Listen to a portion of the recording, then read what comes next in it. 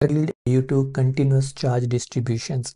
अच्छा, ये continuous charge distributions की वजह से जो कैलकुलेशंस हैं वो हम पहले भी कर चुके हैं। आपको याद होगा लास्ट चैप्टर में जब हम कूलम्स लॉ पढ़ रहे थे तो हमने कूलम्स लॉ में फोर्सेस कैलकुलेट की थी।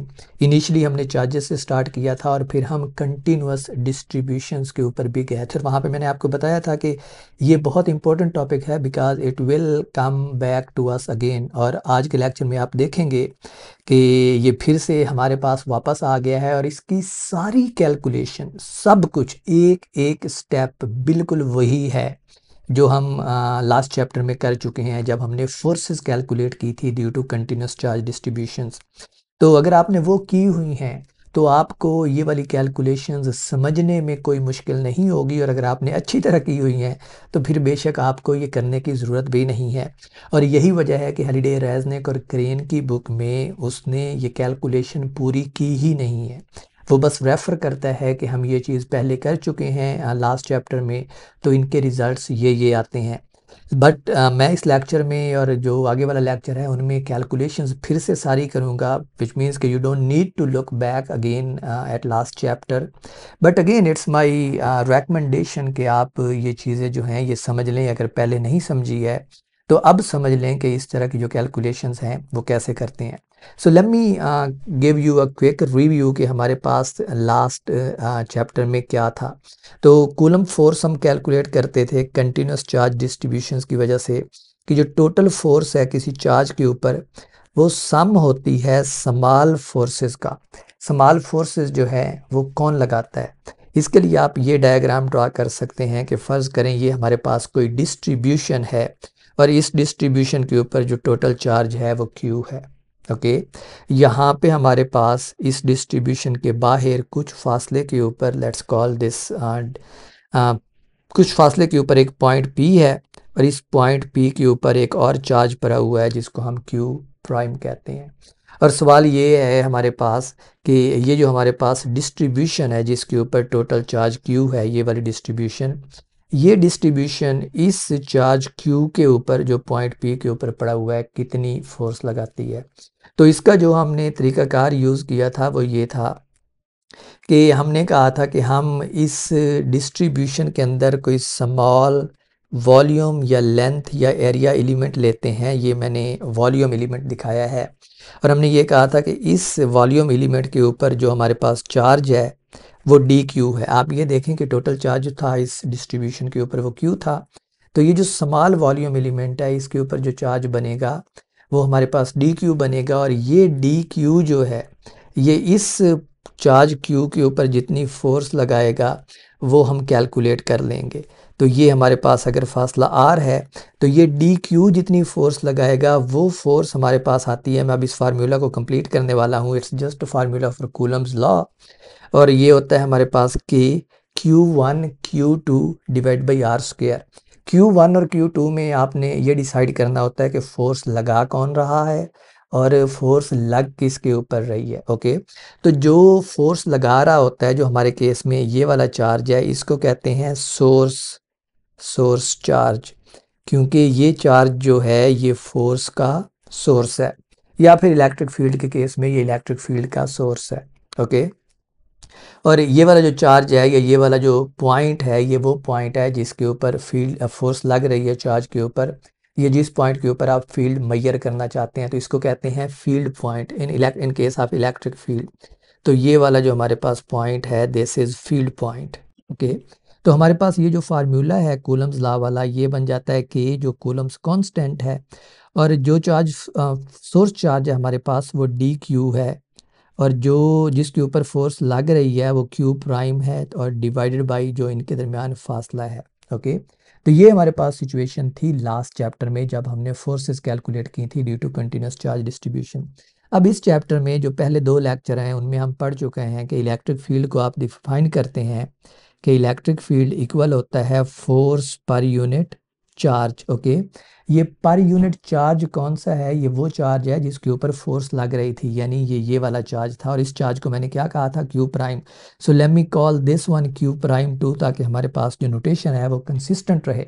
ओके, अब अगर हम इसमें एफ़ की फोर्स एफ़ की वैल्यू पुट करते हैं तो हमारे पास एफ़ की जो ये वाली वैल्यू है, अगर मैं ये वैल्यू सब्स्टिट्यूट करता हूँ तो ये बन जाता है कि integral d q prime divided by r square पहले था और क्यू प्राइम हमारे पास अब है। तो अगर आप यहाँ पे देखें तो जो क्यू प्राइम है वो कैंसिल आउट हो जाता है और किसी भी पॉइंट पी के ऊपर, जो इस केस में ये वाला पॉइंट पी है, किसी भी पॉइंट पी के ऊपर जो फोर्स लगती है due to continuous charge distribution, जिसके ऊपर टोटल चार्ज क्यू है, उसका फार्मूला हमारे पास सिंपली आ जाता है d q by r square. तो ये इलेक्ट्रिक फील्ड का फार्मूला है जो आप यूज़ करेंगे इलेक्ट्रिक फील्ड कैलकुलेट करने के लिए किसी भी पॉइंट के ऊपर due to some continuous charge distribution. अगर आप देखें तो इस फार्मूला को, ये जो राइट हैंड साइड है सिंस इट्स इंटीग्रल, तो ये ऐसे ही है जैसे आप क्या करते हैं, इंटीग्रेशन कर रहे हैं electric field due to small volume element, और वो स्मॉल वॉल्यूम एलिमेंट जो है वो ये वाला है। ओके, तो इसकी वजह से जितना इलेक्ट्रिक फील्ड प्रोड्यूस होता है वो डी है, और अगर आप इसको इंटीग्रेट कर देंगे इस पूरे ऑब्जेक्ट के ऊपर तो हमारे पास टोटल इलेक्ट्रिक फील्ड आ जाएगा इस पूरे जो कंटिन्यूस चार्ज डिस्ट्रीब्यूशन है। मज़ीद हमने ये भी पढ़ा था कि कंटिन्यूस चार्ज डिस्ट्रीब्यूशन में हमारे पास 3 तरह की डिस्ट्रीब्यूशंस आती हैं, linear charge distribution, surface charge distribution और वॉल्यूम चार्ज डिस्ट्रीब्यूशन। तो उनके लिए हमने 3 क्वांटिटीज़ भी डिफ़ाइन की थी। उन क्वांटिटीज़ को हमने कहा था linear charge density, volume charge density और सरफेस चार्ज डेंसिटी। उससे पहले आप ज़रा ये देख लें कि अगेन हमारे पास जो इलेक्ट्रिक फील्ड है ये एक वेक्टर क्वांटिटी है। तो अगर ये एक वेक्टर क्वांटिटी है तो हमारे पास ये इक्वेशन जो है, let me call this r unit vector, और ये इक्वेशन जो है ये हमारे पास एक वेक्टर इक्वेशन है। इसका मतलब है कि ये हमें 3 वैल्यू देगी, electric field along x axis, electric field along y axis और electric field along z axis. अब अगर हम उस चीज़ के ऊपर जाएं जो हमने लास्ट चैप्टर में देखी थी कि हमारे पास 3 तरह की डिस्ट्रीब्यूशंस हो सकती हैं, linear charge distribution, surface charge distribution और वॉल्यूम चार्ज डिस्ट्रीब्यूशन। तो इन डिस्ट्रीब्यूशंस की फॉर्म में हमने जो चार्ज को लिखा था, ये जो हमारा स्मॉल चार्ज डी क्यू है जो इस फार्मूला में शो हो रहा है, ये वाला चार्ज, इसको हमने लिखना होता है इन टर्म्स ऑफ सरफेस, लीनियर या फिर volume charge distribution. Linear charge distribution के केस में ये लैम्डा डी एल होता है, जो लैम्डा है ये लीनियर चार्ज डेंसिटी कहलाती है। उसकी डेफिनेशन आप यहाँ से देख भी सकते हैं, चार्ज पर यूनिट लेंथ बनती है, लेकिन हम ये लास्ट चैप्टर में पढ़ चुके हैं। जो सरफेस चार्ज डिस्ट्रीब्यूशन है उसके लिए हम सिग्मा डी ए करते होते हैं, और जो वॉल्यूम चार्ज डिस्ट्रीब्यूशन है उसके लिए हम रो डी वी डिफाइन करते होते थे। तो ये हमारे पास 3 तरह की चार्ज डिस्ट्रीब्यूशंस हो सकती थी। फर्दर हमने ये कहा था कि अगर ये डिस्ट्रीब्यूशंस जो हैं ये यूनिफॉर्म है, यानी चार्ज जो है वो यूनिफॉर्मली डिस्ट्रीब्यूटेड है किसी भी ऑब्जेक्ट के ऊपर, तो यहाँ पे हमारे पास जो टोटल चार्ज है, जो लीनियर चार्ज डेंसिटी है उसको आप डिफाइन करते हैं lambda equals charge per unit length. जो सरफेस चार्ज डेंसिटी है उसको हम डिफाइन करते the charge per unit area, और सिमिलरली जो वॉल्यूम चार्ज डिस्ट्रीब्यूशन रो है उसको हम डिफाइन करते होते the charge per unit volume. Okay, तो ये सारी चीज़ें वो हैं जो हम पहले कर चुके हैं। सिर्फ जो एक फ़र्क पड़ा है ना, जो हमने लास्ट चैप्टर में काम किया था और जो इस चैप्टर में किया है, वो ये है कि लास्ट चैप्टर में हमारे पास ये फार्मूला था और इस चैप्टर में हमारे पास ये फार्मूला है कंटिन्यूस चार्ज डिस्ट्रीब्यूशन के लिए। तो देखें तो ये जो क्यू प्राइम एक्स्ट्रा था, क्योंकि हम फोर्सेस के केस में देखते हैं कि एक चार्ज दूसरे चार्ज के ऊपर कितनी फोर्स लगाता है, वो क्यू प्राइम हमारे पास इलेक्ट्रिक फील्ड के केस में नहीं है। और उसकी रीज़न ये है कि इलेक्ट्रिक फील्ड जो है इसके लिए हमें दूसरे चार्ज की ज़रूरत नहीं है, इट्स एन इंडिपेंडेंट कॉन्सेप्ट। इसका सिंपली मतलब ये है कि कोई भी चार्ज आप लें तो अपने सराउंडिंग रीजन में इलेक्ट्रिक फील्ड प्रोड्यूस करेगा। तो आप कोई भी पॉइंट पिक करें तो उस पॉइंट के ऊपर कोई ना कोई इलेक्ट्रिक फील्ड की वैल्यू होगी, which you can calculate by this formula for continuous charge distributions. Okay, so let's go ahead and solve our very first distribution which is a linear charge distribution। और ये आपको पता है हमने पहले भी कैलकुलेट की थी, फोर्स कैलकुलेट की थी, अब हम फील्ड कैलकुलेट करेंगे और ये था electric field due to a line of charge. तो ये हमारे पास एक लाइन ऑफ चार्ज है जिसके ऊपर हम सपोज करते हैं कि पॉजिटिव चार्ज जो है वो यूनिफॉर्मली डिस्ट्रीब्यूटेड है। इस तरह के जो इसकी हमारे पास लीनियर चार्ज डेंसिटी बनती है वो लैम्डा है। और हम इस लाइन ऑफ चार्ज की वजह से इस पॉइंट P के ऊपर इलेक्ट्रिक फील्ड कैलकुलेट करना चाहते हैं। मैंने यहाँ पे कोऑर्डिनेट सिस्टम भी डिफाइन किया हुआ है। अगर आप देखें तो ये हमारा एक्स एक्सेस है और ये जिस एक्सेस के ऊपर हमारी लाइन ऑफ चार्ज पड़ी हुई है वो वाई एक्सेस है। और हम एक्स एक्सेस के ऊपर एक पॉइंट P लेके इलेक्ट्रिक फील्ड कैलकुलेट करना चाहते हैं। और एक्स एक्सेस जो है ये आल्सो परपेंडिकुलर बाइसेक्टर है इस लाइन का। मैंने आपको पहले एक्सप्लेन किया था बहुत अच्छी तरह के परपेंडिकुलर बाइसेक्टर क्या होता है। तो हम इस लाइन ऑफ चार्ज के परपेंडिकुलर बाइसेक्टर के ऊपर एक पॉइंट P लेके उस पॉइंट के ऊपर इलेक्ट्रिक फील्ड कैलकुलेट करना चाहते हैं। तो बिल्कुल प्रोसीजर वही है जो हम पहले भी कर चुके हैं। तो लेट्स डू दैट अगेन। और वो प्रोसीजर ये था कि हमने सबसे पहले एक स्मॉल लेंथ एलिमेंट लेना था। Let me use white colour for that. Okay, white is also not good, let's go with purple. Okay, this is somewhat better. तो ये हमने एक लेंथ एलिमेंट लिया है। Let me call this axis Z axis. और उसकी reason ये है कि आपकी बुक में इसको जेड एक्सिस कहा गया है।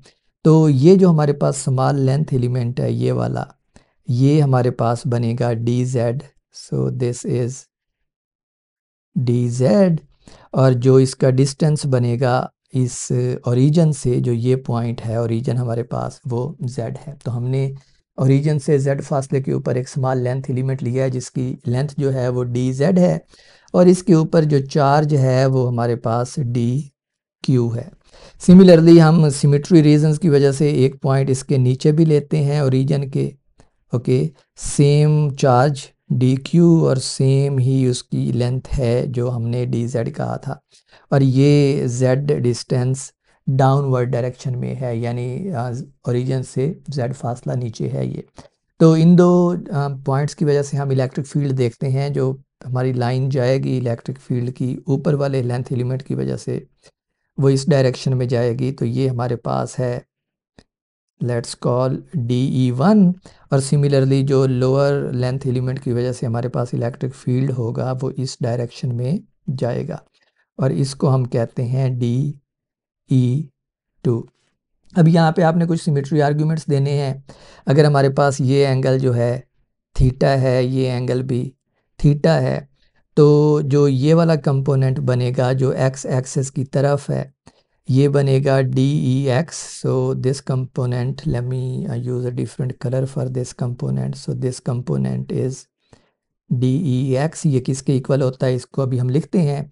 और जो दूसरा कंपोनेंट बनेगा ना वो ये वाला कंपोनेंट बनेगा जो अपवर्ड डायरेक्शन में जाएगा, जेड डायरेक्शन में जाएगा। So let's call this one as, सो ये वाला जो कंपोनेंट है दिस इज़ DEZ। सिमिलरली ये हमारे पास टोटल इस फील्ड की वजह से था जिसको हमने DE2 कहा था। तो let's call this DE2X and DE2Z। So this is DE2X और ये वाला जो नीचे वाला है ये हमारे पास है DE2Z। हाँ, ऊपर वाला जो है ये DE2Z है। सिमिलरली जब आप DE1 को कंपोनेंट्स में रिजॉल्व करेंगे तो एक तो इसी डायरेक्शन में बनेगा जो DE2 की डायरेक्शन में, जो DE2X की डायरेक्शन में है। सो ये वाला कंपोनेंट बनेगा ये वाला DE1X। और जो दूसरा कंपोनेंट बनेगा वो डाउनवर्ड डायरेक्शन में बनेगा और ये वाला कंपोनेंट है हमारे पास DE1Z। ओके, तो हमने इसको कंपोनेंट्स में रिजॉल्व कर लिया है। अब यहाँ पे ज़रा मेरा आर्गुमेंट सुने कि हमने जो ये लेंथ एलिमेंट लिए थे, ये वाला लेंथ एलिमेंट और ये वाला लेंथ एलिमेंट, अगर आप देखें तो इनके ऊपर चार्ज भी सेम है और इनकी लेंथ भी सेम है। चार्ज दोनों के ऊपर DQ है और जो दोनों की लेंथ है वो DZ है। ओके, इसका मतलब है कि इनकी वजह से जो इलेक्ट्रिक फील्ड प्रोड्यूस होगा, क्योंकि इलेक्ट्रिक फील्ड सिर्फ DQ और DZ के ऊपर ही डिपेंड करता है, तो इनकी वजह से आई मीन R के ऊपर भी डिपेंड करता है जो ये वाला फासला है। तो ये फासले भी सेम है पॉइंट P तक, तो हर चीज़ सेम है। तो इसका मतलब है DE1Z जो है हमारे पास, DE1Z ये इक्वल है DE2Z के।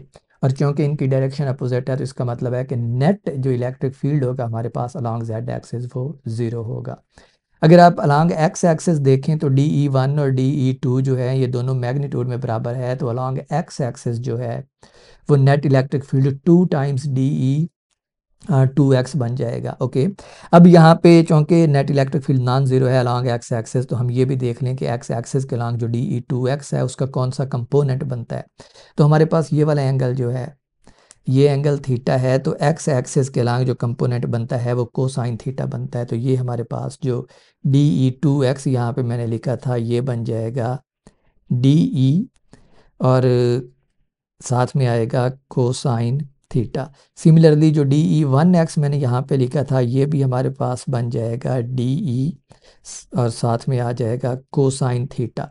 और DE जो है ये वही सिंपल फार्मूला है जिसको आप Q divide by r square लिखते हैं।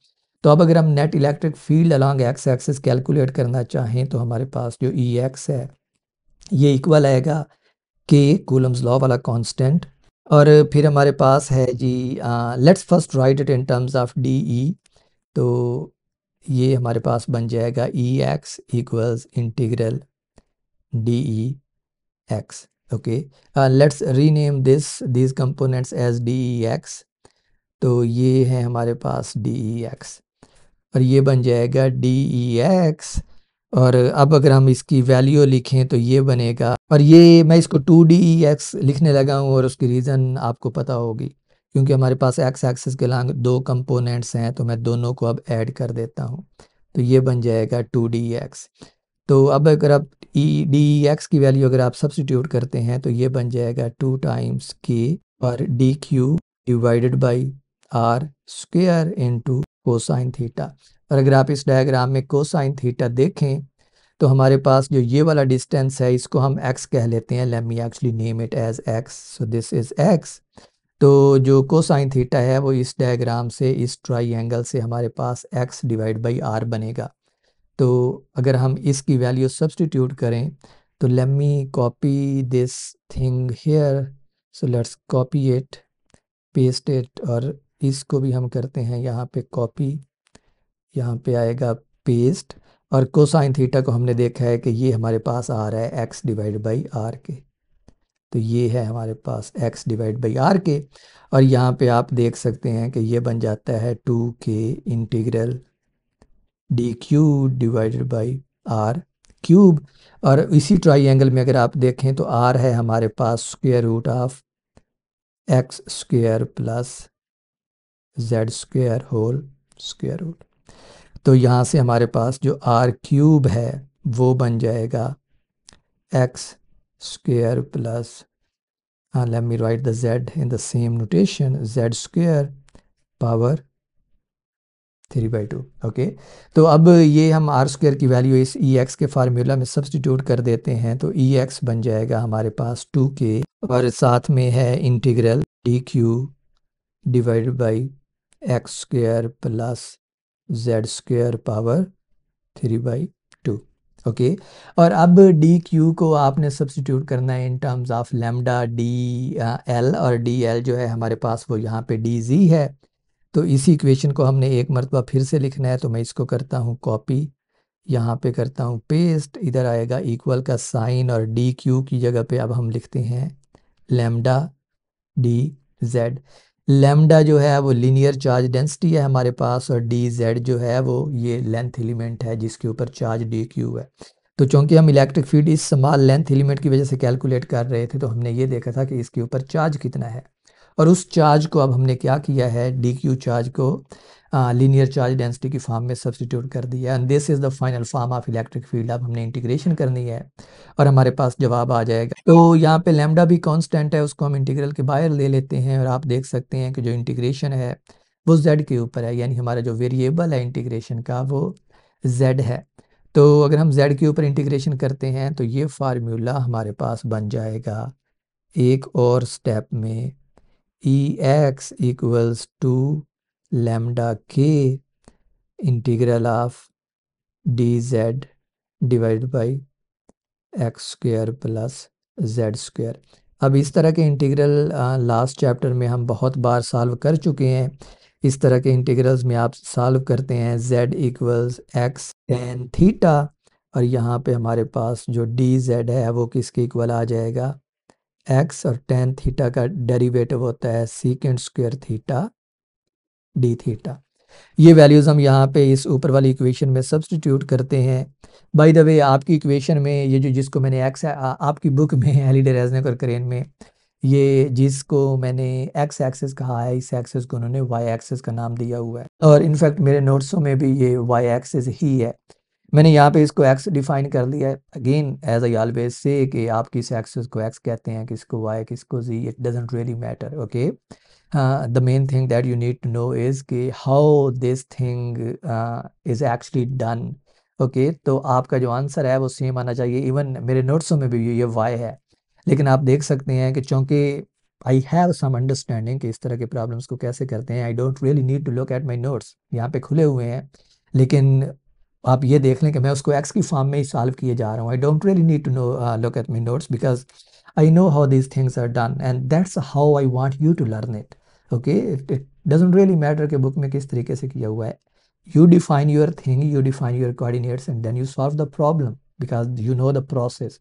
और जो भी आपका आंसर आए वो ठीक होगा। तो ये हमारे पास अगर हम वैल्यूज सब्स्टिट्यूट करें तो ये बन जाएगा 2 लैम्डा के इंटीग्रल, और हमारे पास मौजूद है, अगर आप देखें तो एक चीज़ यहाँ पे मैंने मिस की थी, ये हमारे पास x पहले ही एक मौजूद था न्यूमरेटर में, तो यहाँ पे डी क्यू के साथ मेरे पास यहाँ पे x भी है, तो ये x साथ आएगा, ये डी जी के साथ भी होगा, और ये अब यहाँ पे भी आएगा, तो ये बन जाएगा x divided by r square की वैल्यू जो है हमारे पास वो है नाउ अब हमने वैल्यू सब्स्टिट्यूट करनी है।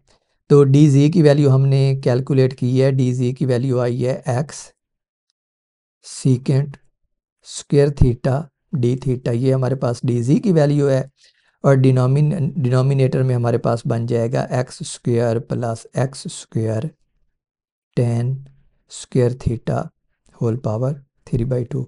अब आप डिनोमिनेटर से एक्स स्क्वायर कॉमन लेंगे तो बाहर एक्स क्यूब आएगा, क्योंकि उसकी पावर में हमारे पास 3/2 मौजूद है यहाँ पे, और न्यूमरेटर में हमारे पास एक्स स्क्वायर है, तो ये बन जाएगा 2 के lambda x square secant square theta D theta divided by x cube into 1 plus 10 square theta. Okay, अब एक्स क्यूब और एक्स स्क्वायर में से स्क्वायर कैंसल आउट हो जाएगा और हमारे पास रह जाएगा 2 के lambda divided by x integral of secant square theta D theta divided by 1 plus 10 square theta, और इसकी पावर है हमारे पास 3/2, और 1 plus 10 square theta secant square theta के बराबर होता है, तो डिनोमिनेटर में हमारे पास रह जाएगा सीकेंट क्यूब थीटा, और ये इक्वेशन जो है ये बन जाएगी, सीकेंट स्क्वायर कैंसिल होगा, 1 डिवाइड बाई सीकेंट थीटा रह जाएगा, और 1 डिवाइड बाई सीकेंट थीटा हमारे पास कोसाइन थीटा होता है, तो ये बन जाएगा 2 के lambda divide by x integral of cosine theta D theta, और कोसाइन थीटा का इंटीग्रल जो होता है वो माइनस साइन थीटा होता है, तो ये बन जाएगा -2 के lambda divide by x into sine theta.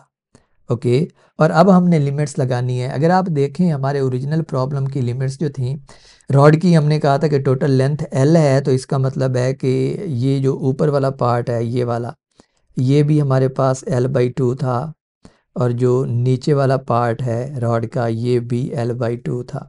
Okay, और एक और बात नोट करें कि हमने जो कंट्रीब्यूशन ली है ना वो नीचे वाले आधे रॉड से भी ले ली है और ऊपर वाले आधे रॉड से भी ले ली है, और जिसकी वजह से हमारे पास ये 2 का फैक्टर आया था। ओके, इसका मतलब है कि हमने कंट्रीब्यूशंस जो हैं वो सेपरेट ले ली हैं। अब हमें इंटीग्रेशन पूरे राड के ऊपर करने की ज़रूरत नहीं है, सिर्फ आधे राड के ऊपर करने की ज़रूरत है, और ये चीज़ मैंने बहुत अच्छी तरह एक्सप्लेन की थी जब लास्ट चैप्टर में मैंने आपको यही प्रॉब्लम सॉल्व किया था सिर्फ फोर्स कैलकुलेट करने के लिए। तो हमारी जो इंटीग्रेशन की लिमिट्स हैं वो हैं 0 अप टू L/2। अब आप कहेंगे कि साइन थीटा के ऊपर 0 से L/2 की लिमिट्स कैसे लगाएंगे, तो यहाँ पे 2 तरीके हैं, मैंने ये बात आपको लास्ट में भी बताई थी। पहला तरीका ये है कि आपने जब यहाँ पे सब्स्टिट्यूट किया थीटा की फॉर्म में z को, तो यहाँ पे आप लिमिट्स भी थीटा की फॉर्म में ले सकते हैं, पहला तरीका।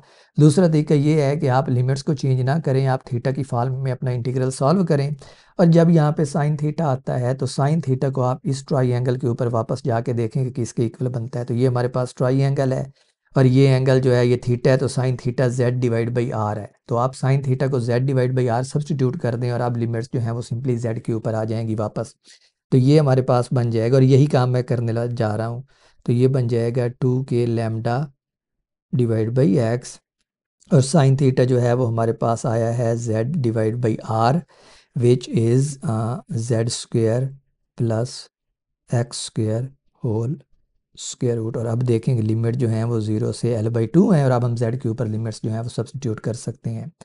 तो हमारा जो इलेक्ट्रिक फील्ड है अलॉन्ग x एक्सेस वो बन जाएगा -2k lambda divide by x, और अब लिमिट्स सब्सटीट्यूट करें तो z जो है वो l/2 है divided by l/2 square plus x square whole square root. और दूसरी टर्म 0 हो जाएगी क्योंकि जो लोअर लिमिट है वो 0 है और न्यूमरेटर में हमारे पास 0 बनेगा, तो ओवरऑल टर्म 0 हो जाएगी। और अब देखें तो ये वाला जो हमारे पास 2 है ये इस 2 को कैंसिल आउट कर देगा, और ये बन जाएगा हमारे पास -2, 2 कैंसिल आउट हो जाएगा, तो ये बन जाएगा लैम्डा टाइम्स l टाइम्स के डिवाइडेड बाई एक्स, और साथ में हमारे पास बनेगा 1 divided by, let's write it together, तो ये हमारे पास बन जाएगा x into x square plus l/2 square. और अब मैं इस ऊपर वाले जो टर्म है इसको मूव कर सकता हूँ थोड़ा राइट पे to making it good looking. हमारे पास यहाँ पे नेगेटिव साइन आ रहा है विच आई बिलीव कि इसको नहीं होना चाहिए। इसका मतलब है कि हमने कहीं ना कहीं पे कोई मिस्टेक की है। So let me double check कि नेगेटिव साइन कहाँ पे हमने मिस्टेक की है। तो नेगेटिव साइन हमारे पास कहाँ से आता है, let me see. Okay, let's go up. तो हमने ये देखना है कि हमारे पास ये जो नेगेटिव साइन है ये कहाँ से आया है, और ये नेगेटिव साइन जो है ये इधर से आया है जो मैंने मिस्टेक की है। कोसाइन का डेरिवेटिव जो है वो माइनस साइन थीटा होता है, लेकिन जो कोसाइन का इंटीग्रल है वो प्लस साइन थीटा होता है, और मैंने यही मिस्टेक की थी, मैंने कोसाइन का इंटीग्रल माइनस साइन थीटा लिया था। तो ये जो नेगेटिव साइन है ये असल में नहीं है यहाँ पे। Okay, so you see you can calculate और you can figure out these mistakes, जो हम छोटी बहुत मिस्टेक्स ये करते हैं। ओके, और उसकी रीज़न ये है कि हमें कैसे पता चलेगा कि ये मिस्टेक है, और वो आप इधर से देख सकते हैं। जब आपने प्रॉब्लम को स्टार्ट किया था, मैं ई एक्स की मैग्नीट्यूड कैलकुलेट कर रहा हूँ। उसकी रीज़न ये है कि मैंने जो डायरेक्शन है ना ई एक्स की वो पहले यहाँ से डायग्राम से फिगर आउट कर ली थी कि वो पॉजिटिव एक्स एक्सिस की तरफ है। ओके, इसका मतलब है कि मैग्नीट्यूड जो है वो पॉजिटिव आनी चाहिए, क्योंकि डायरेक्शन को मैं सेपरेटली पॉजिटिव एक्स एक्सिस की तरफ कैलकुलेट कर चुका हूँ। अब अगर मेरा जवाब जो है वो नेगेटिव साइन के साथ आता है, तो नेगेटिव साइन आपको पता है वेक्टर क्वांटिटीज़ में हमें क्या बताता है, डायरेक्शन को बताता है। तो ये हमें नेगेटिव साइन अगर होता तो ये बताता कि डायरेक्शन ये वाली है रॉड की तरफ, लेकिन मुझे तो पता है जब मैंने प्रॉब्लम को स्टार्ट किया था कि डायरेक्शन तो पॉजिटिव एक्स एक्सिस की तरफ है, तो इसका मतलब है नेगेटिव साइन नहीं आना चाहिए, विच सिंपली मीन्स कि हमने कहीं ना कहीं कैलकुलेशन में मिस्टेक की है। So you can always go up from your intuition by thinking from your intuition कि नेगेटिव साइन नहीं आना चाहिए। You can go up and recheck your calculation. Okay, so that's it. अब अगर आप देखें तो चार्ज को हम लैम्डा की फॉर्म में डिफाइन कर सकते हैं। लैम्डा जो है वो चार्ज पर यूनिट लेंथ होता है, तो चार्ज बन जाएगा लैम्डा टाइम्स एल। तो अगर हम लैम्डा एल को क्यू सब्सटीट्यूट करें तो हमारा जो इलेक्ट्रिक फील्ड है वो बनेगा E x equals E q divided by x into x square plus l/2 whole square. तो ये हमारा इलेक्ट्रिक फील्ड है। That's it, we have calculated it. और ये बिल्कुल सारी वही कैलकुलेशन है जो हमने लास्ट चैप्टर में फोर्स के लिए की थी। फोर्स और इस इलेक्ट्रिक फील्ड के केस में सिर्फ फ़र्क इतना है कि हमारे पास इधर न्यूमरेटर में एक और चार्ज भी होता है, वो चार्ज जिसके ऊपर फोर्स लग रही है। This is the source charge. ये वो चार्ज है जो फील्ड प्रोड्यूस करता है या फोर्स लगाता है। वो दूसरा चार्ज जो यहाँ पे मिसिंग है वो मिसिंग इसलिए है क्योंकि फोर्स के केस में हमें चार्ज चाहिए होता है दूसरा जिसके ऊपर फोर्स लग रही है, लेकिन इलेक्ट्रिक फील्ड की इंटरप्रिटेशन चूँकि मुख्तलिफ है, ये सिर्फ ये कहता है कि आपको सिर्फ सोर्स चार्ज चाहिए जो फील्ड प्रोड्यूस करता है और फील्ड सराउंडिंग रीजन में होगा। ठीक है, तो इसलिए हमारे पास दूसरा चार्ज नहीं है। उस चार्ज को हम इस इक्वेशन में पुट कर दें तो हम ये कैलकुलेट कर सकते हैं कि उस चार्ज के ऊपर कितनी फोर्स लग रही है इस पर्टिकुलर पॉइंट पी के ऊपर। Okay, so that's that. अब again let's ask ourselves one simple question, और वो क्वेश्चन वही है जो हम पहले पूछते हैं एक दूसरे से एक दूसरे से नहीं, खुद से। और वो क्वेश्चन ये है कि अगर ये पहला क्वेश्चन ये है कि अगर ये पॉइंट पी जो है ये बहुत ज़्यादा दूर चला जाए, ओके, तो फिर जो फील्ड की फॉर्म बनेगी वो किस तरह की होगी। इसकी इंट्यूशन लेने के लिए आप ये सोचें कि आप इस रॉड को आप समझे कि जैसे ये कोई बहुत बड़ी इमारत है या आपका दोस्त है जो बहुत दूर से आ रहा है। तो जब आपका दोस्त बहुत दूर से आ रहा होता है तो उसकी हाइट आपको बहुत कम लगती है, जैसे जैसे वो करीब आता है उसकी हाइट जो है वो बढ़ती जाती है, जो उसकी नेचुरल हाइट होती है उसकी तरफ। इसका मतलब है कि अगर मैं इस पॉइंट पी को बहुत ज़्यादा दूर कर दूं तो दूर से देखते हुए ये पॉइंट पी पे खड़ा कोई भी बंदा रॉड को यूं देखेगा जैसे इसकी लेंथ बहुत ज़्यादा कम है, और अगर रॉड की लेंथ कम है तो इसका मतलब है वो एक पॉइंट की तरह नज़र आएगा, यानी उसको एक पॉइंट चार्ज नज़र आएगा। तो इसका मतलब है कि जो इलेक्ट्रिक फील्ड वो फील करेगा वो एक पॉइंट चार्ज का फील्ड करेगा। तो इसका मतलब है कि अगर यहाँ पे मैं इस डिस्टेंस को x को very very greater then l ले लेता हूँ, सो यहाँ पे जो कंडीशन मैं यूज़ करने लगा हूँ वो है for x very very greater then l, जो फील्ड मुझे मिलना चाहिए ना वो पॉइंट चार्ज का मिलना चाहिए, सिंपली कूलम्स लॉ वाला फील्ड। ये मेरी इंट्यूशन है। अब हम देखते हैं कि ये इक्वेशन क्या हमें पॉइंट चार्ज वाला फील्ड देती है या नहीं देती। तो इसको हमने जब x very very greater then l के लिए सिंप्लीफाई करना है तो Ex बनेगा k q divided by x, वैसे ही आ जाएगा। और जो ये स्क्वायर रूट वाली टर्म है ना, इसमें से मैं x स्क्वायर कॉमन लेता हूँ तो बाहर x कॉमन आएगा क्योंकि स्क्वायर रूट उसको स्क्वायर को x कर देगा, और अंदर रह जाएगा 1 plus l by 2x square. और अब देखें कि ये जो l बाई 2x स्क्वायर है ये बहुत स्मॉल है compare to 1, this is small compare to 1। तो देखें कि जो टर्म आपने इग्नोर करनी है उसको कोई आर्ग्यूमेंट दे के इग्नोर करना है। तो ये टर्म जो है ये 1 के मुकाबले में बहुत छोटी है, तो हम इसको इग्नोर कर देंगे। और इमीडिएटली आप देखते हैं कि जो इलेक्ट्रिक फील्ड है वो हमारे पास बन जाएगा कि Q divide by x square, जो simply k q divide by r square, जो कूलम्स लॉ वाला फील्ड होता है। यहाँ पे चूंकि हमारा जो पॉइंट है वो एक्स एक्सेस के ऊपर है तो ये बन गया है k q divide by x square. तो इसका मतलब है कि हमारी जो इंट्यूशन थी कि अगर आप बहुत ज़्यादा दूर खड़े हैं इस रॉड से तो रॉड जो है वो आपको एक पॉइंट की तरह नज़र आना चाहिए और उसका फील्ड भी पॉइंट चार्ज की वजह से होना चाहिए, और जो फील्ड पॉइंट चार्ज की वजह से होता है वो कूलम्स लॉ से दिया जाता है। तो इसका मतलब है कि हमारे पास कूलम्स लॉ वाला जो इलेक्ट्रिक फील्ड का फार्मूला है वो रिट्रीव हो जाना चाहिए, और हम यहाँ पे देख सकते हैं कि हमारे पास कूलम्स लॉ वाला जो फार्मूला है इलेक्ट्रिक फील्ड का वो वापस आ गया है। यहाँ पे हम एक और लिमिट भी ले सकते हैं, और वो लिमिट ये है कि अगर हमारे पास L जो है ये बहुत बड़ा हो रॉड की इस डिस्टेंस के मुकाबले में, यानी जो अब हम लेना चाहते हैं वो दूसरी लिमिट है, और दूसरी लिमिट ये है कि for L very very greater then x। इसके दूसरे अल्फाज में आप यूं कह लें कि ये जो पॉइंट P है ना हमारे पास ये वाला, ये अब इस पॉइंट की बजाय इधर कहीं रॉड के करीब पड़ा हुआ है। ओके, तो आप यहाँ पे भी गैस कर सकते हैं, अगर आप बिल्कुल किसी बड़ी इमारत के करीब खड़े हों तो बेशक उसकी जो हाइट है लेट्स से वो 10 मीटर है, जब आप उसके बिल्कुल खड़े होंगे बेस के ऊपर तो आपको बहुत ज़्यादा लंबी दिखेगी। तो इस केस में भी यही होता है कि रॉड जो है वो उसको ऐसे लगेगा जैसे रॉड जो है वो इन्फिनिट लंबाई का है, बहुत ज़्यादा लंबा है। तो ये केस आपने पहले नहीं किया, सो लेट्स सी के हमारे पास इस केस में जो फॉर्म आती है इलेक्ट्रिक फील्ड की वो क्या आती है। तो हमने इसी फार्मूला को, let me copy this formula, इसी फार्मूला के ऊपर ये वाली कंडीशन अब अप्लाई करनी है कि जो L है वो बहुत बड़ा है x के मुकाबले में। तो इस केस में let me actually go back to the other formula जो हमने पहले डिफाइन किया था, जिसमें हमने Q को सब्सटीट्यूट नहीं किया था क्योंकि वो फार्मूला हमारे पास आता था ये वाला।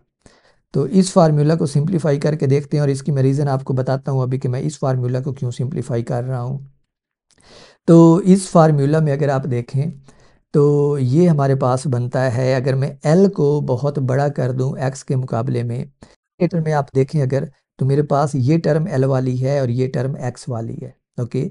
और अगर X बहुत स्मॉल है L के मुकाबले में, तो इसका मतलब है एक्स स्क्वायर जो है वो L स्क्वायर के मुकाबले में बहुत ही स्मॉल हो जाएगा, ओके। तो इसका मतलब है कि अब इस केस में मैं इस X को इग्नोर कर सकता हूँ। अब ये जो x है ये है स्मॉल कंपेयर टू l, तो मैं इस x को अब इग्नोर कर सकता हूँ, और अगर मैं x को इग्नोर करता हूँ तो ये मेरे पास बन जाएगा लैम्डा l के divided by x into l by 2, और इसको आप सिंप्लीफाई करके लिख सकते हैं 2k lambda divide by x, okay.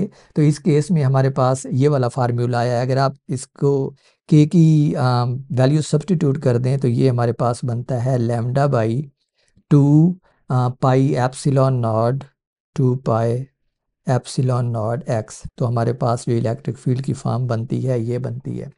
अच्छा, मैंने अभी आपको कहा था कि मैं आपको बताता हूँ कि मैंने ये L वाली इक्वेशन क्यों सिंप्लीफाई की है, या लैम्डा वाली यानी Q वाली इक्वेशन जो थी, ये वाली इक्वेशन जो थी जो मैंने फाइनल फॉर्म लिखी थी, ये वाली क्यों सिंप्लीफाई नहीं की। तो उसकी रीज़न ये है कि ये जो फार्मूला है ना, ये वाला रिज़ल्ट जो है, it's a very famous result electricity और मैग्नेटिज्म में भी और इलेक्ट्रोडाइनामिक्स में भी। और इस रिज़ल्ट को कहते हैं electric field due to an infinite length of wire और इन्फिनिट वायर के। और यही रीज़न थी कि मैंने इसको लैम्डा की फॉर्म में लिखा, क्योंकि इसी रिज़ल्ट को हम देखेंगे नेक्स्ट चैप्टर में, हम फिर से प्रूफ करेंगे जब हम एक नई टेक्निक सीखेंगे इलेक्ट्रिक फील्ड कैलकुलेट करने की। तो इसलिए मैं इसको इसी फॉर्म में लिखने चाह रहा था, because this result is going to show up again. अगर आप चाहें तो आप इस रिजल्ट को लैम्डा को आप सिंपली क्यू टाइम्स नहीं, lambda is charge per unit length, तो आप लैम्डा को Q divide by L substitute कर सकते हैं और आपका इलेक्ट्रिक फील्ड जो है वो चार्ज की फॉर्म में आ जाएगा। But in terms of lambda it's a very famous result, जो आपको याद भी होना चाहिए कि इलेक्ट्रिक फील्ड जो है इन्फिनिट वायर की वजह से वो क्या होता है, it's just lambda by 2 pi epsilon not. और इस केस में एक्स है, एक्स आपको याद होगा स्टार्ट में हमने लिया था, ये वो डिस्टेंस है अलॉन्ग एक्स एक्सिस। ये आप वाई भी लिख सकते हैं, जेड भी लिख सकते हैं, आर भी लिख सकते हैं, डिपेंडिंग ऑन कि आप अपने कोऑर्डिनेट एक्सिस को, जिसके ऊपर आपका पॉइंट पी है, क्या डिफाइन करते हैं, okay. So this is a very common result, very famous result, you should remember this. और यहाँ पे हमारा ये टॉपिक ख़त्म होता है लेंथ वायर वाला, इन्फिनिट रॉड वाला। और इसके रिलेटेड अब मैं दो और प्रॉब्लम यहाँ पे सॉल्व करने जा रहा हूँ। जो पहला प्रॉब्लम है वो एक्सरसाइज 18 है, ये मैंने फोर्स के लिए भी कैलकुलेट की थी, लेकिन अगेन इट्स इम्पोर्टेंट, तो मैं इसको फील्ड के लिए भी कैलकुलेट करता हूँ। और दूसरा है जो प्रॉब्लम, वो प्रॉब्लम 6 है, उसमें हम रॉड ही लेंगे लेकिन पॉइंट पी जो है एक डिफरेंट पोजीशन के ऊपर लेंगे, विच इज़ वेरी इम्पोर्टेंट। तो in fact, should I solve or should I not solve problem 80, exercise 18 for you? Okay, let me actually solve it. तो ये एक्सरसाइज 18 है और हम बिल्कुल यही प्रॉब्लम फोर्सेस के केस में भी कैलकुलेट कर चुके हैं। जो अभी मैंने इलेक्ट्रिक फील्ड कैलकुलेट किया है, that was on the perpendicular bisector of the rod. इस केस में आप देख लें कि हमने जो इलेक्ट्रिक फील्ड कैलकुलेट करना है वो परपेंडिकुलर बाइसेक्टर के ऊपर नहीं है, बल्कि उसी एक्सेस के ऊपर है जिस एक्सेस के ऊपर हमारा रॉड पड़ा है। तो let me quickly redraw this rod first. तो मैं इस रॉड को पहले ड्रॉ करता हूँ। तो ये हमारा रॉड है और इस रॉड से कुछ डिस्टेंस के ऊपर, वो डिस्टेंस हमें दिया हुआ है, हमारा पॉइंट है। Let me reduce the thickness of my pen. तो ये हमें पॉइंट दिया हुआ है, इस पॉइंट के ऊपर हम पी के ऊपर इलेक्ट्रिक फील्ड कैलकुलेट करना चाहते हैं। एक और जो फ़र्क आप देखें वो ये है कि इस रॉड के ऊपर चार्ज जो है वो माइनस क्यू है। जो फोर्सेस के केस में हमने यही बिल्कुल कन्फिगरेशन सॉल्व की थी, उसमें इस रॉड के ऊपर प्लस क्यू चार्ज था, ओके। तो ये डिस्टेंस जो है, जो रॉड और इस पॉइंट पी के दरमियान है, ये ए है, और रॉड की लेंथ जो है वो हमें दी हुई है, वो रॉड की लेंथ जो है वो एल है, ओके। तो हमने पॉइंट पी के ऊपर इलेक्ट्रिक फील्ड कैलकुलेट करना है। फर्स्ट थिंग फर्स्ट, रॉड जो है वो नेगेटिव चार्ज है, तो इसका मतलब है जो इलेक्ट्रिक फील्ड होगा ना इस पॉइंट पी के ऊपर वो किस डायरेक्शन में होगा, इस डायरेक्शन में, रॉड की डायरेक्शन में। ओके, दूसरा हम ये अज्यूम करते हैं कि ये वाला जो एक्सेस है ना हमारा, ये एक्स एक्सेस है, रॉड जो है वो एक्स एक्सेस के ऊपर पड़ा हुआ है। ओके, अब नेक्स्ट स्टेप हमारे पास क्या होता है, हमने इस रॉड के ऊपर एक स्मॉल लेंथ एलिमेंट लेना है। तो ये वाइट में हमारे पास एक लेंथ एलिमेंट ले रहा हूँ मैं, और इस लेंथ एलिमेंट के ऊपर जो चार्ज है वो डी क्यू है और इसकी जो लेंथ है वो डी एक्स है। एक्स इस मुनासबत से, क्योंकि मैंने कहा है कि हमारा जो रॉड है वो एक्स एक्सिस के ऊपर पड़ा हुआ है, तो इसका मतलब है कि जो ये वाला डिस्टेंस है ना, ये वाला डिस्टेंस, ये जिसके ऊपर मैंने ये डी एक्स लेंथ का लेंथ एलिमेंट लिया है पॉइंट पी से, उसका डिस्टेंस एक्स है। ओके, अब इलेक्ट्रिक फील्ड की फॉर्म आपने इसके ऊपर इसके लिए आपने लिखनी है प्रॉब्लम के लिए। तो इलेक्ट्रिक फील्ड क्या होता है, प्योरली एक्स एक्सिस के लॉन्ग होगा तो ई एक्स, और ये क्या होगा, इस small length element D x की वजह से जो इलेक्ट्रिक फील्ड प्रोड्यूस होता है वो, और उसका इंटीग्रल लेंगे तो पूरे रॉड की वजह से। तो अब ये बन जाएगा इंटीग्रल के डी क्यू, जो इस लेंथ एलिमेंट डी एक्स के ऊपर चार्ज है, डिवाइड बाई एक्स स्क्वायर, के क्यू बाई आर स्क्वायर होता है, लेकिन चूंकि हम आर को एक्स ले रहे हैं इस केस में तो एक्स स्क्वायर। और इसकी लिमिट्स अगर आप देखें तो लिमिट्स एक्स इक्वल्स इस पॉइंट से स्टार्ट होती हैं ये, और ये पॉइंट ए फासले के ऊपर है और इस पॉइंट के ऊपर ख़त्म होती हैं। तो ये हमारे पास लिमिट्स जो हैं वो ए से ए प्लस एल तक जा रही हैं। That's it. अब आपने इसको इंटीग्रेट करना है, इसको हम लिख सकते हैं के, और डी क्यू को आप लिख सकते हैं lambda d x divided by x square. और अब आप देख रहे हैं कि हमारी जो इंटीग्रल है वो एक्स की फॉर्म में आ गया है। तो ई एक्स बन जाएगा के लैम्डा, और इंटीग्रल हमारे पास बनेगा D x divide by x square, और 1 डिवाइड बाई एक्स स्क्वायर का इंटीग्रल होता है -1 बाई एक्स, तो ये बन जाएगा माइनस के लैम्डा, और साथ में आएगा 1 डिवाइड बाई एक्स, और अब इसकी लिमिट्स बन जाएंगी ए से up to a plus l तक। और अगर आप इसको सिंप्लीफाई करें तो हमारे पास ई एक्स बनेगा ए lambda and 1 divided by a minus 1 divided by a plus l. That's it. That was the problem. हमने सॉल्व कर लिया है। ये हमने पहले भी किया हुआ था, but I wanted to solve it again for completeness, ताकि आपको ये पता चल जाए कि परपेंडिकुलर बाइसेक्टर के ऊपर कैसे फील्ड कैलकुलेट करते हैं, और उसी एक्सिस के ऊपर कैसे फील्ड कैलकुलेट करते हैं जिस एक्सिस के ऊपर रॉड पड़ा हुआ है। Again let's try and make some limitations. okay,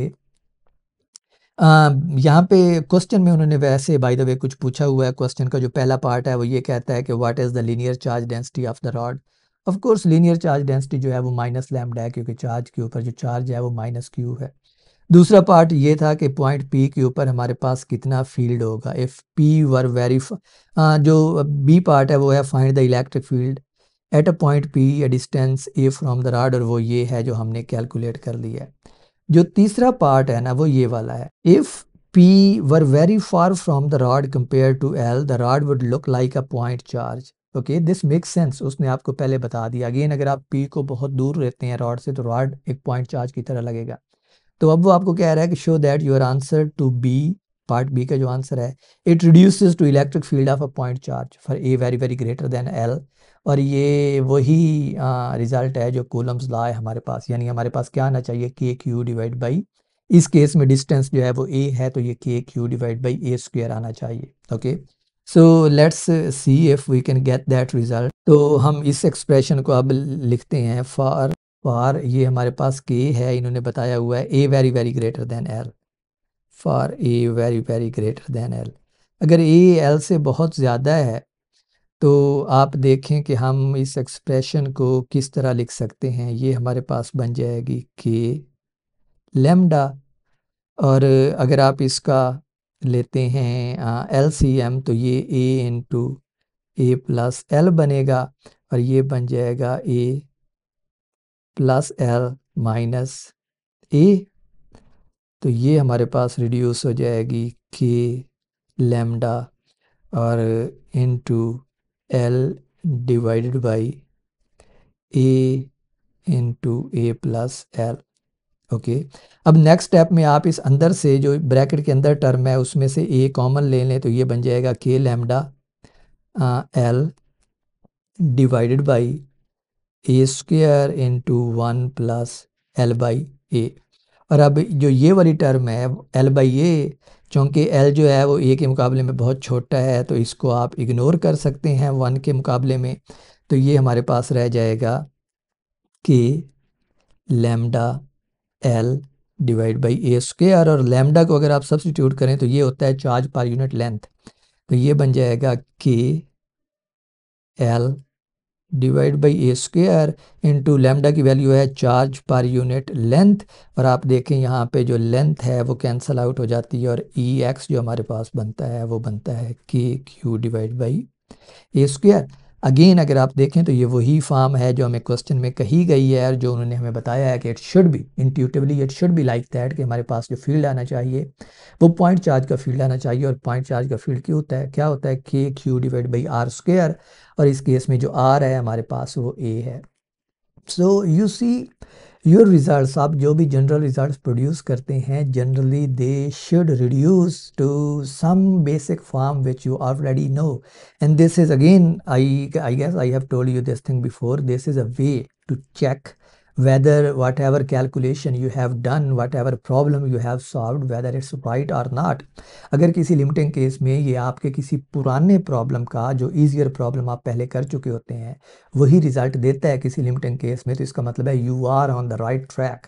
and this is actually a very good way of checking whether you are on the right track or not for problems which you don't know the answer about। यानी हमें अगर इस problem का answer नहीं पता और हमारे पास कोई आंसर आया है तो besides doing a dimensional analysis जो आपको सिर्फ ये बताएगा कि अगर आप इलेक्ट्रिक फील्ड कैलकुलेट कर रहे हैं तो उसके यूनिट्स भी इलेक्ट्रिक फील्ड के आने चाहिए राइट हैंड साइड के।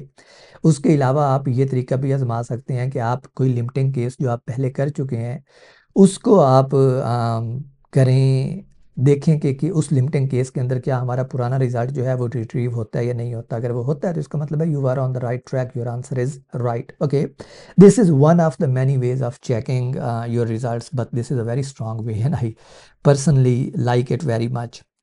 ओके, सो 50 मिनट हो चुके हैं और जो नेक्स्ट प्रॉब्लम है वो कम अज़ कम 20 मिनट लेगा।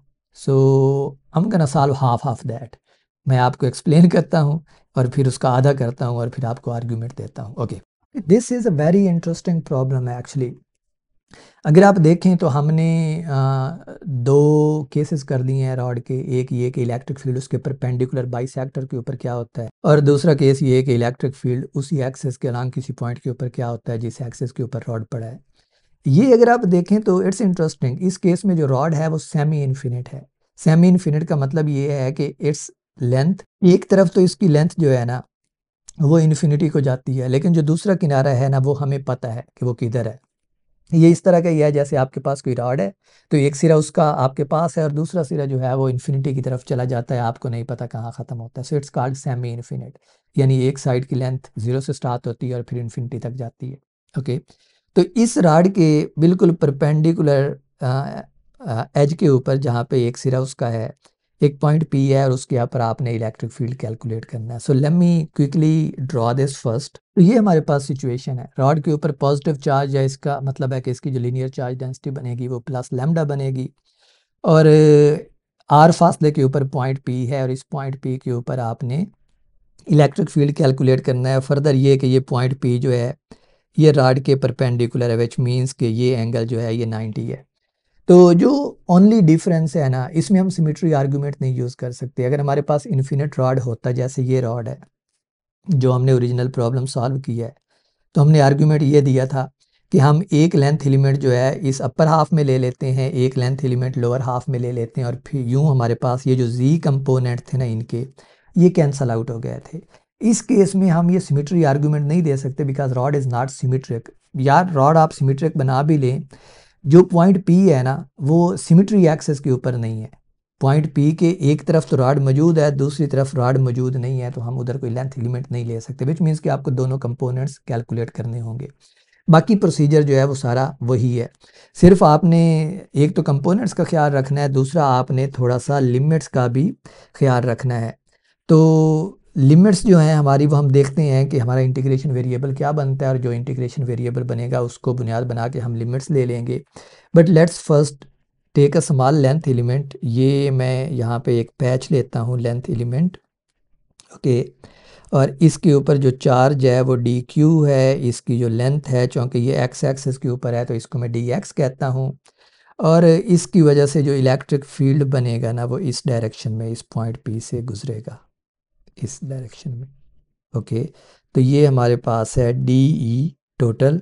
इस डी ई के दो कंपोनेंट्स बनेंगे, एक डाउनवर्ड डायरेक्शन में बनेगा जिसको मैं जेड कंपोनेंट कहता हूँ, और मैं जेड जो जेड एक्सिस है ना, पॉजिटिव जेड एक्सिस, उसको भी डाउनवर्ड डायरेक्शन में ही लेता हूँ। तो मेरा जेड कंपोनेंट की वैल्यू जो है वो पॉजिटिव आएगी। एक्स को चूँकि मैंने पॉजिटिव इधर राइट डायरेक्शन में डिफाइन किया हुआ है, तो जो इसका दूसरा कंपोनेंट बनेगा, जो एक्स कंपोनेंट बनेगा, वो इस डायरेक्शन में होगा, और ये जो है नेगेटिव एक्स एक्सिस की तरफ है, ओके। तो इसकी डायरेक्शन जो है वो नेगेटिव एक्स एक्सिस की तरफ है। डायरेक्शंस जो है वो आप मैन्युअली यहाँ से कैलकुलेट कर सकते हैं। तो इसका मतलब है कि इस केस में मुझे ई जी भी कैलकुलेट करना पड़ेगा और ई एक्स भी कैलकुलेट करना पड़ेगा, okay. This is the general problem जो आपको करना होता है।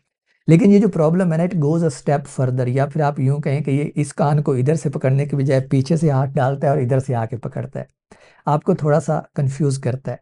प्रॉब्लम की स्टेटमेंट में ये कहा गया है, show that the electric field at point P makes an angle of 45 degrees with the rod. Means कि ये जो इलेक्ट्रिक फील्ड है ना, ये वाला इलेक्ट्रिक फील्ड जो है, जो ये वाली डायरेक्शन है, कंपोनेंट्स की नहीं, जो डी ई की डायरेक्शन है ना, it makes an angle of 45 degrees with the rod. या फिर दूसरे अल्फाज में, जो ये वाला एंगल है ना, आपने ये शो करना है कि ये 45 डिग्री है। तो ज़रा इंट्यूटिवली सोचें कि आप ये कैसे शो कर सकते हैं ये 45 डिग्री है। अगर ये एंगल जो है ये हमने फाइंड करना है और प्रूफ करना है 45 है, तो इसका मतलब है हमने बेसिकली ये वाला एंगल प्रूफ करना है, ओके। इस एंगल को हम थीटा कहते हैं, इसको भी थीटा कहते हैं। तो हमने ये साबित करना है कि थीटा जो है वो 45 है, ओके। अब आप कहेंगे कि हम कैसे साबित करें, जो पहली थॉट होगी कि हाय अल्लाह, हम कैसे साबित करें कि थीटा जो है वो 45 आता है, इसका तो हमें कोई आइडिया ही नहीं है। बट रिमेंबर, किसी भी ट्राइंगल के अंदर जो थीटा होता है, इट्स जस्ट द रेशियो। आपके पास कोई सी दो साइड्स दी हो ना ट्राइंगल की, तो आप थीटा कैलकुलेट कर सकते हैं। आप टेन थीटा की फॉर्म में ले लें जो हाइट और बेस की रेशियो होगी, या फिर साइन और कोसाइन थीटा की फॉर्म में ले लें जो बेस बाई हाइपार्टिन्यूज या हाइट बाई हाइपार्टिन्यूज आएगा। तो आप थीटा बहुत सारे तरीकों से कैलकुलेट कर सकते हैं। थिंग इज़ कि आपको दो चीज़ें पता होना चाहिए, ट्राइंगल की दो साइड्स पता होना चाहिए।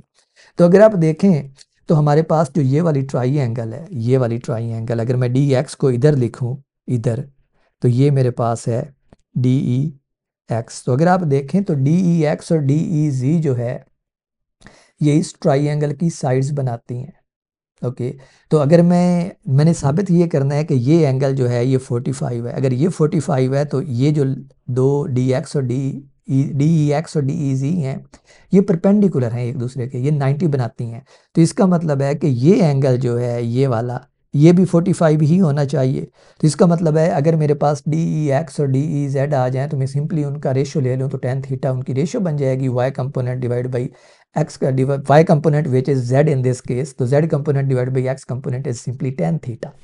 तो यहाँ से मेरे पास जो टेन थीटा आएगा वो क्या बनेगा, E Z divided by E x. मैं डी ई की बजाय ई इसलिए ले रहा हूँ क्योंकि मैं डी ई को इंटीग्रेट करके पूरे रॉड का इलेक्ट्रिक फील्ड कैलकुलेट करूँगा, और उसकी रीज़न है कि हमें पूरे रॉड का इलेक्ट्रिक फील्ड क्यों चाहिए। बट हमें ये क्लियर हो गया कि हमने जो चीज़ कैलकुलेट करनी है वो थीटा है, और उसके लिए हमें ई जी और ई एक्स चाहिए, ओके।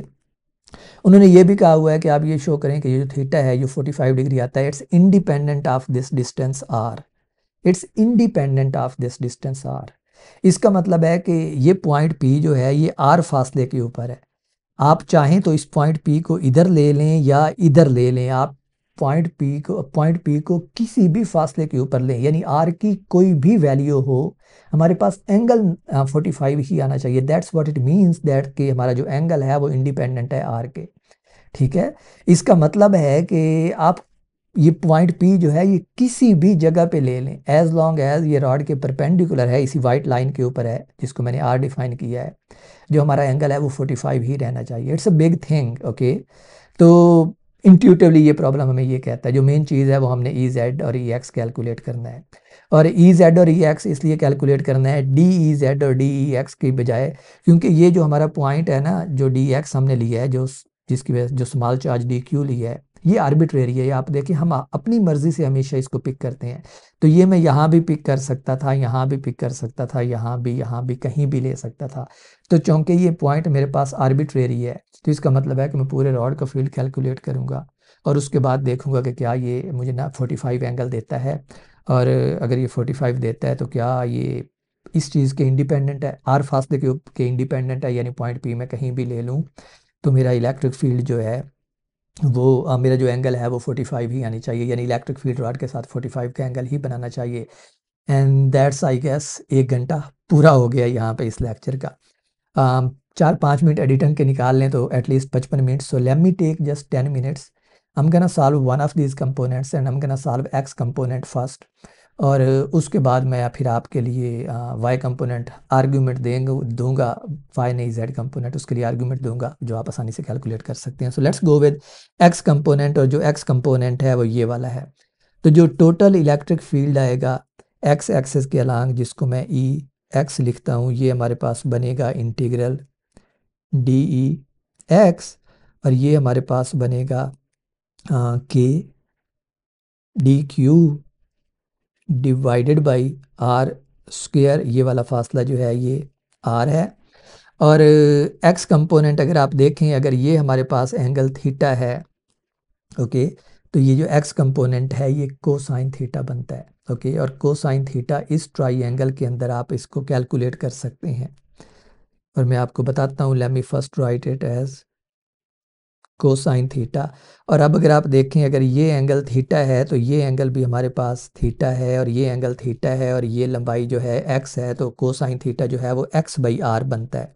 तो ये हमारे पास बन जाएगा k d q into x divide by r cube, और आर जो है वो x square plus capital R square है, तो ये टर्म बन जाएगी कि integral d q x divide by x square plus capital R square whole power 3/2। अब आपने डी क्यू को लैम्डा डी एक्स की फॉर्म में लिखना है, तो ये इक्वेशन बन जाएगी के लैम्डा, और डी क्यू की जगह पे आ जाएगा हमारे पास x d x divide by x square plus r square power 3/2। Okay, it's solved, almost solved. ये इंटीग्रल आप पहले सॉल्व कर चुके हैं बहुत मरतबा। मैं यहाँ पे क्या करने वाला हूँ, इधर 2 से मल्टीप्लाई भी करने लगा हूँ और इधर 2 से डिवाइड भी करने लगा हूँ। अब आप सिंपली डिफाइन करें कि हमारे पास जो t है वो किसके बराबर है। Let me change colour, so let's use green colour. Let t equals x square plus r square. तो यहाँ पे हमारे पास जो dt बनेगा वो किसके इक्वल बनेगा, 2x dx। और यही 2x dx तो हमारे पास न्यूमरेटर में भी है। तो हमारे पास जो इंटीग्रल की फॉर्म बन जाएगी ना, वो बन जाएगी के lambda integral D T divide by T power 3/2। और इसको आप लिख सकते हैं के lambda integral of T power 3/2 D T, -3/2 हो जाएगा ऊपर जाके। और इसका आप इंटीग्रल लेंगे तो ये बनेगा के lambda T power -1/2 divide by -1/2। Okay, और इसकी लिमिट्स हमने देखनी है, वो हम देख लेते हैं कि किधर से किधर तक हैं। क्योंकि हम x के ऊपर इंटीग्रेट कर रहे थे और अभी मैं t को वापस x की फॉर्म में पुट करूंगा, तो आप देखें कि x जो लंबाई है वो इधर 0 से स्टार्ट होती है और इन्फिनिटी तक जाती है। तो इसकी लिमिट्स जो है ना वो 0 to इन्फिनिटी हैं। तो ये बन जाएगा 0 to इन्फिनिटी, और ये 0 to इन्फिनिटी लिमिट्स x की हैं। So we need to put t back in the form of x। तो ये बन जाएगा हमारे पास, और सॉरी यहाँ पे हमारे पास के लैम्डा बाई 2 था, तो अब ये हमारे पास 1/2 2 से कैंसिल आउट हो जाएगा, तो ये रह जाएगा माइनस के लैम्डा। और मैं अब सब्सटीट्यूट करूँ अगर टी को वापस एक्स की फॉर्म में, तो टी स्क्वायर रूट है, तो ये बन जाएगा x square plus r square whole square root limits 0 up to infinity. Okay, तो ये हमारे पास आ जाएगा माइनस के लैम्डा इंटीग्रल 1/x को इन्फिनिटी पुट करेंगे तो हमारे पास ये आ जाएगा, ओके। -1/x को 0 पुट करेंगे तो ये आएगा 0 + r² होल स्क्वायर रूट। अब ये जो पहली टर्म है ये हमें 0 देगी बिकॉज 1/∞ जो है ये 0 होगा। तो दूसरी टर्म जो है वो हमें देगी 1/r, तो ये बन जाएगा -k lambda into 1/r with negative sign. तो हमारे पास जो EX आया है वो आया है k λ/r। तो हमने EX कैलकुलेट कर लिया, अब हमने EZ भी कैलकुलेट करना है। तो मैं आपको यहाँ पे बता देता हूँ कि हमारे पास जो EZ आएगा, let me change to a different colour जो थोड़ा ज़्यादा विजिबल हो, लेट मी यूज़ येलो। तो जो EZ आता है ना उसकी वैल्यू भी k λ/r ही आती है। तो ये मैं आपके लिए छोड़ रहा हूँ, it's very easy. Late me actually right the expression for easy. तो जो इजी की एक्सप्रेशन बनेगी वो हमारे पास बनेगी इंटीग्रल ऑफ DEZ, और इंटीग्रल ऑफ DEZ को आप लिख सकते हैं k integral DQ divided by x² divide by x² ही था हमारे पास, लेट मी से डिवाइड बाई r²। और ये r फासला आपको पता है, आपने डिफाइन किया हुआ है इनटू साइन थीटा, ओके। ये वाला फासला जो है ये r है और ये वाला जो है DEZ वाला कंपोनेंट है और साथ में साइन थीटा आ रहा है, तो ये एंगल थीटा है, ओके। तो अगर आप देखें यहाँ पे तो हमारे पास जो साइन थीटा बनेगा, oops I made some mistake, so let me see. यहाँ पे अगर आप देखें तो ये वाला एंगल थीटा था, ओके। और यहाँ पे हमारे पास जो कंपोनेंट x वाला कंपोनेंट है, ये वाला कंपोनेंट, इसमें हमारे पास कोसाइन थीटा नहीं आएगा, साइन थीटा आएगा, ओके। इट्स ग्रेट कि मैंने ये मिस्टेक जो है ये पकड़ दी है। फिर बाद में आप लोग मुझे बताते हैं कि सर आपने जवाब ठीक निकाला है लेकिन आपने ये गलती की है। सो लकी मी कि अगर आप यहाँ पे देखें तो ये वाला DX कंपोनेंट है, ओके। और ये एंगल हमने थीटा डिफाइन किया है, तो जो थीटा के सामने वाली साइड है वो हमारे पास क्या है, DEX। थीटा के सामने वाली साइड आपको साइन थीटा देती है। इसका मतलब है कि ये वाला जो है एंगल ये हमारे पास कोसाइन थीटा नहीं साइन थीटा होगा। बाकी इसके बाद मेरे ख्याल में मैंने सारा सही किया है, बिकॉज अब अगर आप साइन थीटा की इस ट्राइंगल से वैल्यू कैलकुलेट करें तो ये थीटा के सामने वाली साइड x है, तो x डिवाइड बाई r जो है वो साइन थीटा, और मैंने x डिवाइड बाई r को साइन थीटा पुट किया हुआ है। तो कि सिर्फ ये जो इधर मैंने साइन की बजाय कोसाइन लिखा था ये मिस्टेक थी, but these are minor mistakes जो आप अपनी समझ से, आई एम नॉट अज्यूमिंग कि जो मैं आपको करा रहा हूँ आप उसको रट्टा लगा रहे हैं, आई एम जस्ट अज्यूमिंग कि जो मैं करा रहा हूँ आप उसको समझ रहे हैं। और जब आप समझ रहे हैं तो इसका मतलब है कि आपको you don't really need to follow what I am doing, but you need to learn from me is how is understanding like how to solve these kind of problem. बाकी कहाँ पे कोसाइन थीटा आता है, कहाँ पे sine theta आता है, I am assuming कि आप ये चीज़ें जो हैं ये खुद से देखभाल के करते हैं, ओके। तो यहाँ पे कोसाइन की बजाय साइन आएगा, बाकी सारी कैलकुलेशन मैंने साइन थीटा के हिसाब से ही की है। सो प्रॉब्ली आई गूफ्ड, मैंने सिर्फ x देखा और समझा कि शायद ये x, चूँकि है मेरे पास जो जनरल हम लेते हैं उसमें कोसाइन थीटा होता है तो ये कोसाइन होगा, बट इट्स साइन। सो जो हमारे पास EZ का केस है उस केस में अब हमारे पास ये बनेगा कोसाइन थीटा, और लेट मी राइट इट। सो अब इस केस में ये बनेगा कोसाइन थीटा, ओके। और अगर आप कोसाइन थीटा की वैल्यू देखें तो ये हमारे पास बनती है r divided by capital R, तो ये बनेगी k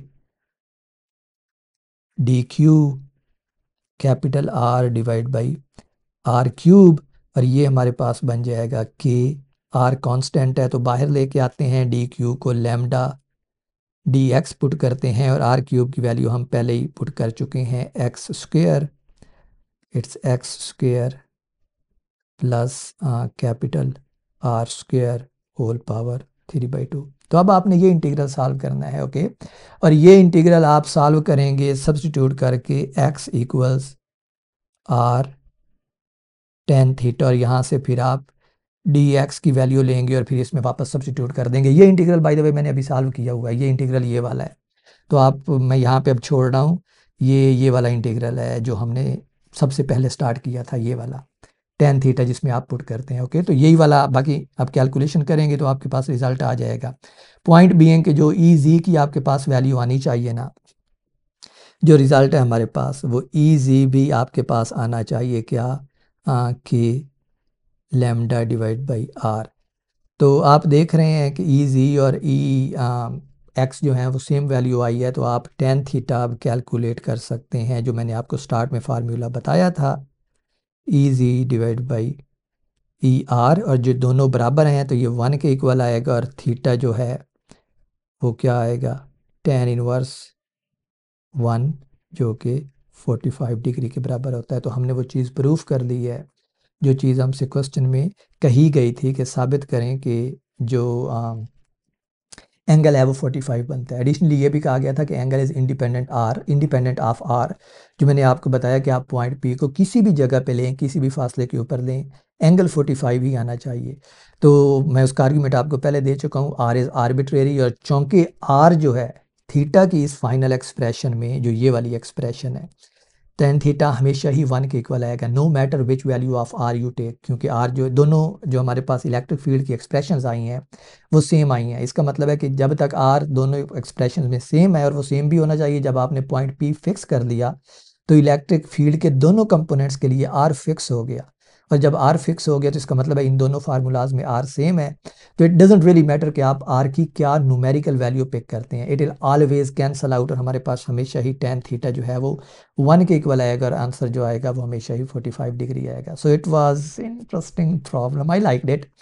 सो आल्सो आप बिल्कुल इसी कन्फिगरेशन की फोर्स भी कैलकुलेट कर सकते हैं, पॉइंट पी के ऊपर चार्ज रखें और आपके पास यही आ जाएगा फोर्स का जवाब भी। Okay, so that's how you solve this kind of problem. अब ये वाले सारे प्रॉब्लम जो हैं ये बुक में सॉल्व नहीं है, बिकॉज आई गेस हेलिडेरेज ने दे रेफर कि आप जो लास्ट चैप्टर है उसकी कैलकुलेशंस देख लें, वो फार्मूला जो शुरू में मैंने आपको फोर्स और इलेक्ट्रिक फील्ड के रिलेटेड बताया था।